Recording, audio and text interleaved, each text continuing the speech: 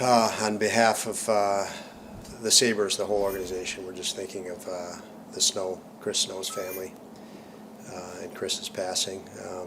Thoughts and prayers go with them, and I know just the stories I've read and things I've heard in the last couple of days have been amazing, and sounds like that. What a loss for the family, and again, our thoughts and prayers are with them.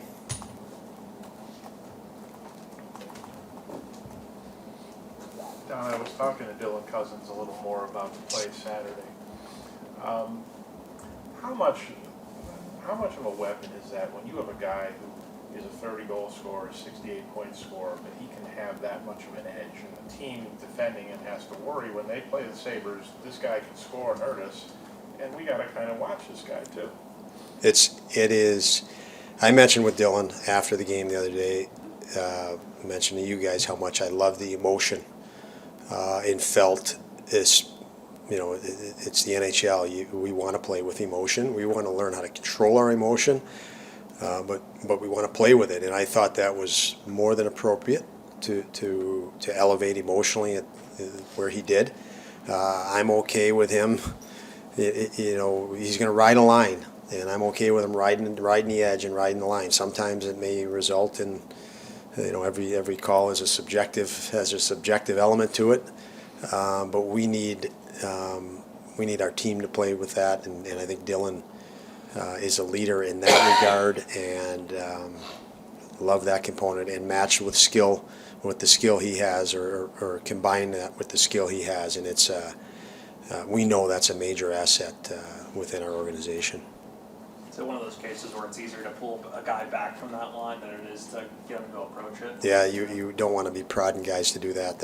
You hope that that's a real comfort level, and it's within them and natural, and it is with Dylan. He's feisty and competitive, and there's been more than one. There've been several times after games, emotional nights in here where he's stopped by the coach's office to vent, and he never does that without basically marking that team on the calendar in his mind the next game, and you can see it, or he'll even say it. We play them in X amount of days or something, and he's ultra competitive, and I think we all know that, and it's nice to have him. Seth was talking recently about how Brian Johnson is capable of running a power play, AHL or whatever, but he's going to have to kind of change, do different things to get to the NHL. How have you seen maybe Brian grasp or understand that you guys have Owen and Rasmus? He's going to have to maybe a little bit of a different path to the NHL. Yeah, I don't know that he played much power play last year at Minnesota, which obviously he had to find ways to contribute other than power play in Minnesota against with one of the top teams in the country in college hockey, and he did just that. So I think he's evolved. His game has evolved through his 4 years going through Minnesota, and he's, I've seen him mature even from year to year. He's a kid that I watched at 15 years old. Here, I think in Buffalo, either here, Buffalo or Rochester, in the USA hockey camps, and remember him very well, and followed his career. Obviously, we selected him and could follow it a little closer. But he will, and he has shown to do whatever's needed. He's very intelligent, meaning, and what I think of when I say that is he's acclimated really fast to how we want to play, systematically, to how we want to play as a pair of D. It's been really impressive to see that, and that means he's not coming in here trying to prove himself, or most guys that think about power play, they try to prove how skilled they are. He hasn't done that at all. He's come in here trying to figure out, okay, what's expected, and how do I make an impression that this organization wants? What area do they want me to make an impression in? Not many players come in here with that level of maturity. So he was able to target right away with clarity on how he could move up our depth chart. And I would say this camp he has done well in that regard. The guys, I know Kyle organized a trip to go see the first game against the Jets with the guys. They go to the game yesterday. I know they went to a Bison's game together before training camp started. when you look at that though, is that more than just guys going to a game? Does that mean more to you and the team than just guys going to a game? Well, I know it's more because I know these guys, and they, first of all, they love the camaraderie. They like doing things as a group as much as possible, even when we go on the road and we have 2-3 days off in between games. I can think of California. They're doing everything as a group. They're out in the grass playing football together, and they're a pretty tight-knit, close team. And the second component, I've said it a lot, they love being in Buffalo. They take a pride on it. And where I see that, it's easy to say, well, they would do that wherever they are. I see them, there's a lot of just simple trash talking in an NHL game. They take it personal when someone tries to trash talk Buffalo itself. And you see that. I mean, that elevates that provides a spark like no other. They want to fight for this community because they love being part of this community. And when you mention those sporting events, that's a big part of the community. And I think that's why we all enjoy those. I don't know how much of the game you took in yesterday. Obviously, you're a busy guy. But for them to be on the field and they have Josh and Stephon Diggs like really hyping up the crowd right in front of them, do you think seeing other Buffalo stars like that bring that energy could be something they internalize going into the season? There is no question. There's no question that you will extract from that more motivation. Just I didn't go to the game yesterday. I've been to multiple games, and every time you go, you're even walking around before the game, and you see the hype. It makes you want to do better. It makes you elevate your own standard, and you're pretty proud to have an opportunity to compete again within this community. And I think those two things resonate with me, and they resonate, I'm sure, with the players. It's a privilege to be part of this organization, which is part of this community. 2 years ago, Don, where the organization was at, it was development and moving guys along and just improving every day. Now with where you're at, and what's it been like to, I guess, sort of flip that switch where now in your role it's winning, but you also have to keep that forward-thinking mindset to think, okay, you also have all these organizational decisions that sort of are all-encompassing that surround the immediate goal.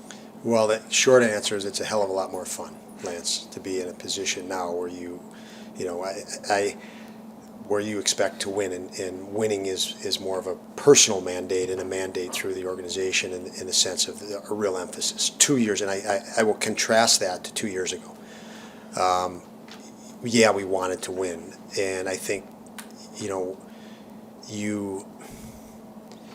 you're in denial if you think you're going to win consistently with, again, we picked Owen Power 2 years ago. We were the 31st team overall, or 32nd. I can't remember if Seattle was in the league then or not. But the point is, you stand up here as an NHL coach in an organization, and you're supposed to say the right things, which is, we have to win, and we better win. This can never happen, and this can never happen, and this is unacceptable. Well, that's denial in my book. And we had to accept where we were at and say we have to build to the point where we could win consistently. And I feel we've built a long way, and our players have come a long way in 2 years, that they now should feel they can win consistently. And decisions for me and for our organization now change with that notion, with that realm. And we're in a different realm, and decisions in coaching are totally different now.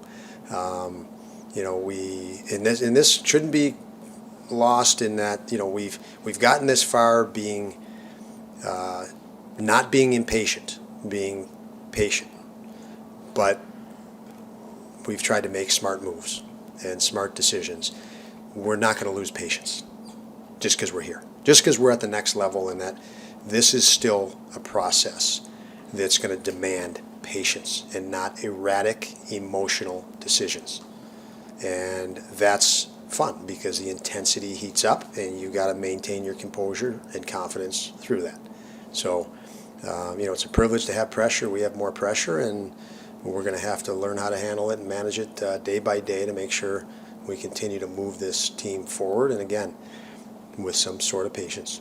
Don, Jordan Greenway's healthy, feeling good. How do you envision him as a healthy power forward now going ahead with this group? I try not to envision him yet. I think it'd be unfair to any of these guys. You know, I just had a talk with Alex Tuck, and he had a great year last year, and Skinner had a great year last year. I don't want to start planning that these guys are going to have greater years, and just stay in the moment. And the moment right now, they're healthy, they're going. Let's figure out game one, how they can get after it and build and build. And so if they stay healthy, we'll keep building. We'll be able to progress all of these guys even more. That's the beauty and the fun of this sport. It's the fun of me being in this position. You know, our mandate in the coaching room is to advance each and every guy each and every day.